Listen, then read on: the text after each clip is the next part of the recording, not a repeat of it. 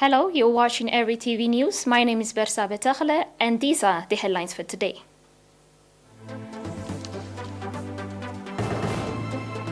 "30 patients diagnosed positive for COVID-19 and tests carried out today.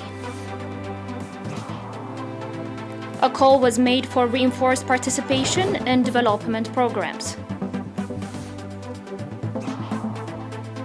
At least 30 countries and regions reported the Omicron variant.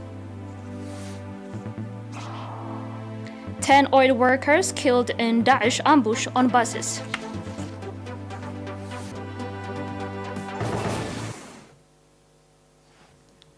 On the local news, we have an announcement from the Ministry of Health. 30 patients have been diagnosed positive for COVID-19 and tests carried out today at quarantine centers and testing stations in the central, Ansaba, and southern regions.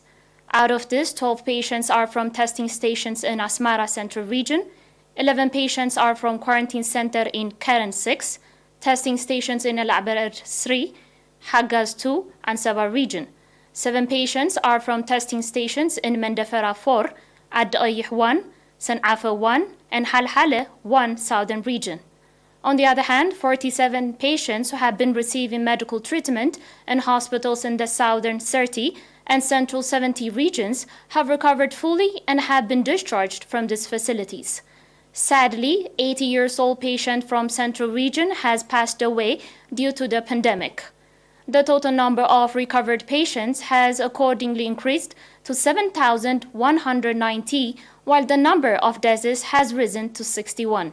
The total number of confirmed cases in the country to date has increased to 7,442.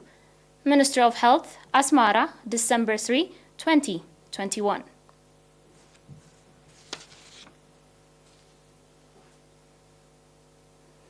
The governor of Ansaba region, Ambassador Abdullah Musa, called on government employees in Hagaz subzone to strengthen participation in the implementation of development programs.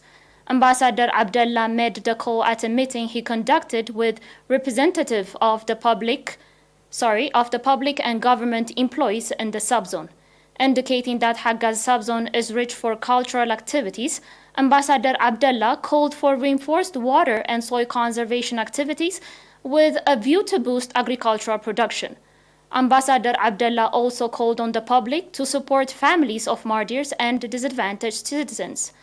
The Director General of Administration and Finance in the Ansaba region, Mr. Kubram Nurayo, called for strengthening relationship among public institutions and aimed at providing effective and timely administrative services to the public. The participants conducted extensive discussion on the objective situation in the subzone and adopted various recommendations.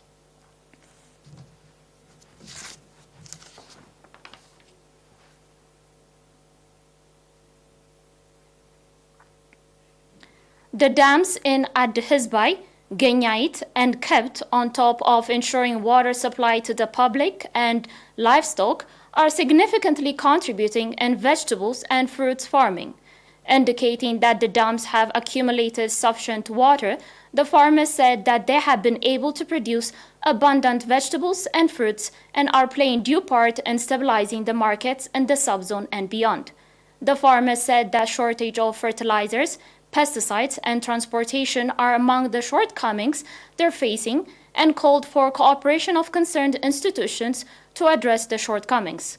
Mr. Walda Mikael Brhane, head of the Ministry of Agriculture branch in the subzone, commending the effort the farmers are exerting to develop their agricultural activities through judicious use of the water available in their areas, expressed readiness of the subzone to cooperate in all their endeavors.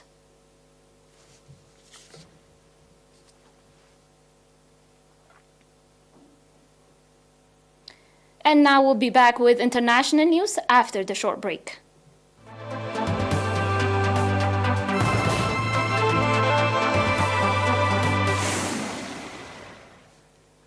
Welcome back. At least 30 countries and regions have reported confirmed cases of the Omicron variant as of yesterday, since the new coronavirus strain was first reported last week, according to health authorities of where the infections have been detected. According to the country's health ministry, India has for the first time reported 2 cases infected with the Omicron strain. The 2 male patients have no serious symptoms. Health authorities have traced all contacts of the 2 infected people and are closely monitoring them. Singapore's Ministry of Health also announced the same day that 2 passengers arriving from South Africa were infected with the Omicron variant. According to the ministry, the 2 passengers, a Singaporean citizen and a permanent resident, have been fully vaccinated and are suffering from mild symptoms, including cough and sore throat. 19 other passengers on the same flight as 2 infected individuals later tested negative and are being quarantined.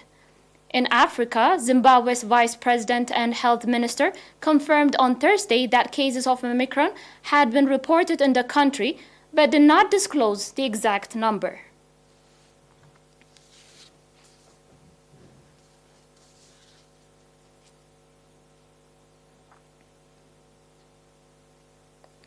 Nearly a dozen people were killed and another wounded in an attack targeting a bus carrying workers in an oil field in Syria's eastern province of Deir al-Zawr on Thursday, according to local reports.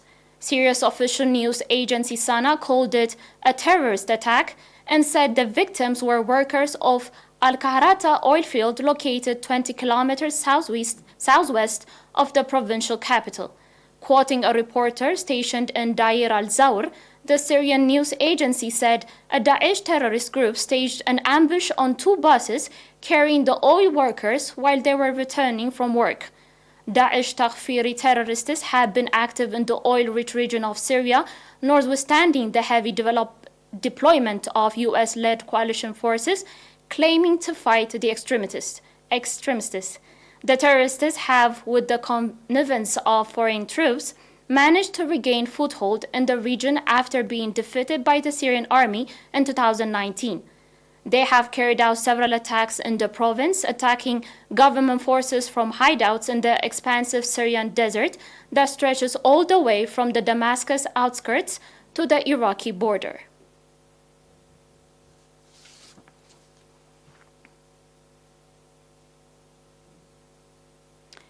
And now a reminder of today's headlines.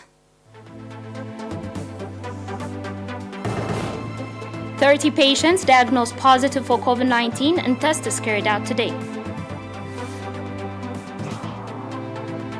A call was made for reinforced participation in development programs.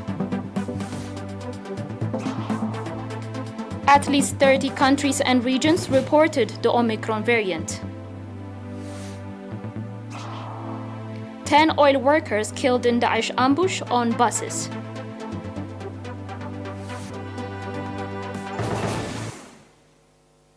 That's all for today. Thanks for watching.